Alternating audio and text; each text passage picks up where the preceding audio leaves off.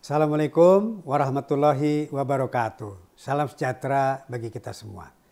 Jumpa lagi pemirsa pada Dadang Suwana Channel.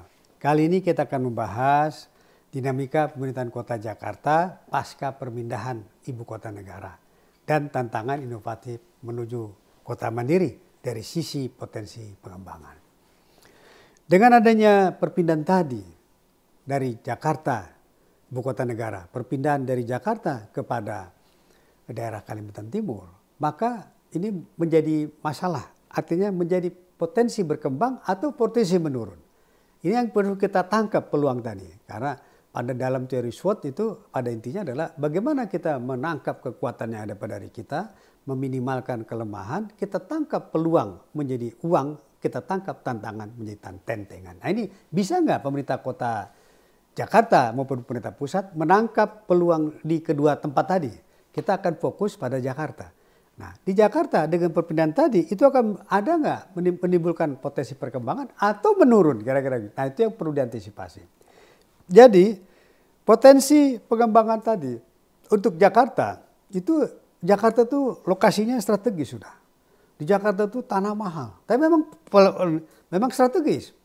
Dalam bauran pemasaran, mix marketing namanya. Dalam teori mix marketing itu ada 5P. Yang pertama place, promotion, price, lalu yang berikutnya lagi. Jadi yang pertama adalah place-nya, tempatnya itu. Tempat strategis itu sangat menentukan untuk pengembangan usaha dalam teori marketingnya. Nah, jadi Jakarta mempunyai lokasi yang strategis, iya. Kemudian yang kedua yang perlu dipersiapkan oleh pemerintah Jakarta itu sendiri sekarang, bahwa infrastrukturnya harus memadai. Bisa nggak menangkap peluang tadi kalau misalkan infrastrukturnya cukup? Ini yang perlu diantisipasi oleh pemerintah pusat, terutama oleh pemerintah daerah. Kenapa? Karena dengan adanya infrastruktur yang memadai, yang bagus, itu akan mempercepat pertumbuhan. Kira-kira seperti begitu. Nah, berikutnya lagi adalah Jakarta itu relatif kualitas sumber dayanya tinggi, sumber manusia tinggi. Saya perhatikan, saya dosen pada Institut Pemerintahan Dalam Negeri, PDN. Kalau saya perhatikan itu masyarakat atau mahasiswa yang berasal dari Pulau Jawa itu beda kemampuannya dengan masyarakat yang di luar Pulau Jawa. Jauh itu. Nah itu pun nanti masyarakat di Jawa itu juga tertentu lagi tuh. Nah, apakah ada di Jawa Barat atau di Jakarta? Jakarta termasuk yang tinggi. Artinya kualitas sumber daya manusia di Jakarta itu memang lebih cerdas, lebih bagusnya dibanding dengan di luar Jawa. Kira-kira begitu. Nah, ini yang nanti akan perlu itu potensi berkembang yang ada di Jakarta. Berikutnya lagi potensi keragaman budaya. Budaya Jakarta itu budaya Betawi itu sudah mendunia. Itu juga akan merupakan potensi. Bisa nggak dikembangkan oleh pemerintah daerah itu sendiri? Karena nanti menjadi masalah. Misalnya batik gitu. Kan sekarang sudah dihak patenkan oleh negara lain.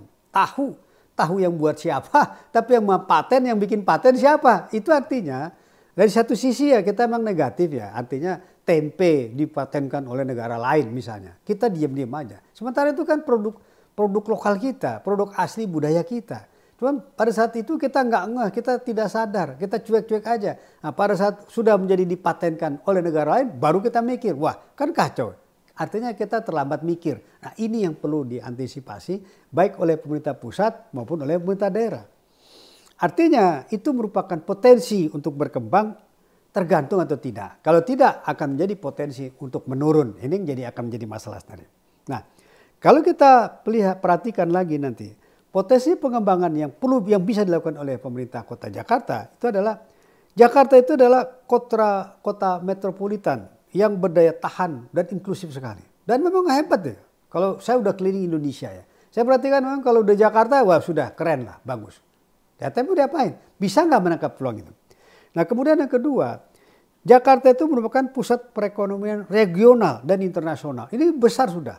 Dulu kalau saya tahu data dulu, misalnya daerah Pasar Baru, daerah Tanah Abang, wah itu sudah ASEAN itu tingkatannya.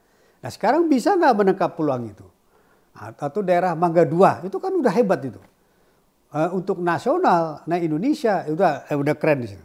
Nah bisa nggak kita menangkap peluang Indonesia ini? Termasuk pemerintah kota Jakarta, bisa nggak itu merancang sehingga Itu menjadi potensi untuk pengembangan. Yang terakhir, yang ketiga adalah potensi budaya dan pariwisata. Jadi kalau saya perhatikan misalkan kota lama di Jakarta itu, daerah di kota, itu kan potensi wisatanya bagus ya. Bisa tidak? Nah, kemudian yang perlu berikut lagi adalah strategi pengembangan. Apa strategi pengembangan yang perlu dilakukan, yang bisa dilakukan oleh pemerintah kota Jakarta ataupun pemerintah pusat? Yang pertama adalah perlu dibuat pengembangan infrastruktur yang berkelanjutan. Ini yang perlu dilakukan, jangan berhenti macet, terus memang nggak bisa sekaligus, bertahap, terus perbaiki. Jadi satu tahap tahun 1, tahun 2, tahun 3 terus berkembang. Ini jadi harus ada pembangunan infrastruktur yang berkelanjutan. Yang kedua, perlu adanya peningkatan kualitas sumber daya Indonesia. Kualitas sumber daya di Jakarta itu sendiri loh. Perlu ada balai BLK, balai diklat, balai latihan kerja itu perlu dalam rangka keahlian. Karena di Jakarta itu juga bukan berarti tidak ada kemiskinan loh. Nah, itu juga banyak. Nah, itu perlu dikembangkan sumber-sumber daya tadi dimanfaatkan sehingga menjadi potensi yang berkembang. Kemudian pengembangan ekonomi yang inklusif, secara berinklusif. Lalu kemudian pengembangan secara budaya dan lingkungan. Itu perlu diantisipasi. Jadi nanti secara berkelanjutan dan berkelanjutan. Nah, pengembangan infrastruktur yang berkelanjutan itu apa? Itu adalah misalnya untuk perbaikan transportasi umum. Terus dikembangkan. Walaupun saat ini Jakarta sudah baik, tapi perlu berkelanjutan, perlu diperbaiki lagi, perlu diperbaiki. Itu perlu ada reflektor, kaca. Apa kekurangan selama ini? Perbaiki. Nah, kemudian yang perlu dilakukan di Jakarta itu adalah pengembangan ruang terbuka hijau. Itu perlu. Dan memang sudah dimulai, sudah berarah, tapi mungkin perlu lebih berkembang lagi. Nah, yang agak kurang saya melihat adalah pengelolaan limbah dan air. Nah, ini yang perlu diperlakukan di sini. Kenapa? Karena air itu bahaya ya. Saya baca di YouTube atau baca di majalah-majalah itu, karena begitu terjadi daerah ini kan terlalu banyak nih Jakarta nih disedot airnya ke atas, sehingga di bawah itu terjadi akuifer, daerah-daerah kosong, sehingga masuklah air abrasi dari laut masuk, sehingga air payau di daerah misalkan daerah Tanjung Priuk itu airnya sudah payau itu. Kenapa? Karena air laut di bawah sudah masuk. Nah, ini yang perlu dilakukan, bagaimana pengelolaan limbah dan air. Ya. Nah, kemudian bagaimana peningkatan kualitas sumber daya manusia yang perlu dilakukan nanti, bagaimana peningkatan akses pendidikan dan pelatihan. Nah, ini yang menurut saya perlu diantisipasi. Sumber daya manusia itu bisa menjadi kekuatan, bisa menjadi kelemahan. Kalau kita bisa mengantisipasi sehingga mereka menjadi kekuatan. Kita buat. Ini namanya bonus demografi. Indonesia saat ini mengalami bonus demografi. Angkatan muda, angkatan pencari kerja itu lagi tinggi-tingginya saat ini. Nah, itu perlu diantisipasi. Termasuk juga di DKI. Nah, kemudian juga peningkatan kewirausahaan. Karena nanti yang perlu dilakukan adalah bagaimana sehingga manusia-manusia, pemuda-pemuda kita lebih berwawasan wira swasta. Nah, yang berikut juga adalah pengembangan ekonomi inklusif. Jadi bagaimana membuat ekonomi kreatif, ini yang perlu nanti, ekonomi kreatif, supaya kreatif dia, masyarakat, pemuda-pemuda kreatif. Kemudian bagaimana peningkatan daya saing industri, ini yang beratnya. Saya melihat saat ini, tapi dunia itu kan hantaman tekanan dari pihak Cina, saya juga bingung.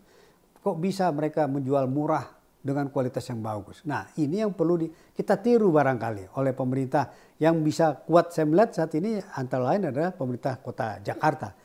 Laksanakanlah pendidikan pelatihan bagi para pemuda sehingga bisa meningkatkan ekonomi kreatif, bisa meningkatkan daya saing industri, bisa meningkatkan akses pasar. Itu yang perlu diantisipasi. Nah, berikutnya lagi adalah peningkatan budaya dan lingkungan. Bagaimana pelestarian warisan budaya? Ini saya agak khawatir. Kenapa? Anak-anak muda sekarang itu saya perhatikan untuk budaya sudah kurang. Terlalu mengikuti budaya dari luar. Ini jadi masalah. Kemudian lingkungan alam. Lalu bagaimana peningkatkan kesadaran masyarakat. Nah, yang perlu dilakukan juga oleh pemerintah adalah kerjasama antar daerah. Perlu ada pengembangan infrastruktur regional. Jadi dengan Jakarta dengan daerah-daerah penyangga ini perlu ada kerjasamanya. Kemudian bagaimana pengelolaan sumber daya alam. Lalu peningkatan daya saing regional. Ini yang perlu ada kerjasama dengan daerah-daerah penyangga. Harus lebih bisa bekerjasama lagi. Sehingga bisa menangkap peluang. Nah, kemudian yang terjadi masalah juga yang bagian lanjut itu adalah dari sisi pemerintahan. Bagaimana dari sisi masyarakat? Nah, dari sisi masyarakat harus ditingkatkan partisipasi masyarakat, peran masyarakat dalam pengambilan keputusan. Masyarakat harus dilibatkan dalam pembuatan keputusan pembangunan lingkungan. Jadi nanti dukungan masyarakat terhadap proyek pembangunan menjadi maksimal, sehingga kepedulian terhadap lingkungan menjadi maksimal, sehingga rasa memiliki masyarakat oleh dalam pembangunan juga akan bertambah, meningkat. Pemirsa, pemerintah DKI, pemerintah pusat perlu mengantisipasi potensi pengembangan, sehingga pengembangan potensi tadi bisa untuk meningkat, bukan untuk menurun. Nah, untuk itu perlu dilakukan secara holistik. Bisa dilakukan oleh pemerintah pusat maupun pemerintah daerah, dan perlu melibatkan masyarakat. Sehingga merasa memiliki masyarakat terhadap pembangunan bisa lebih berkembang. Sehingga merasa mempunyai lebih tingkat lagi. Diharapkan ini akan mengurangi tingkat kesenjangan, tingkat kemiskinan, akan membuat masyarakat lebih merasa memiliki. Pemirsa, demikian yang bisa kita diskusikan pada kali ini. Terima kasih atas perhatian dan dukungannya. Kita akhiri, semoga ini menjadi nilai manfaat bagi kita semua, menjadi nilai ibadah. Semoga bermanfaat bagi kita semua. Terima kasih atas perhatiannya. Kita akhiri. Assalamualaikum warahmatullahi wabarakatuh.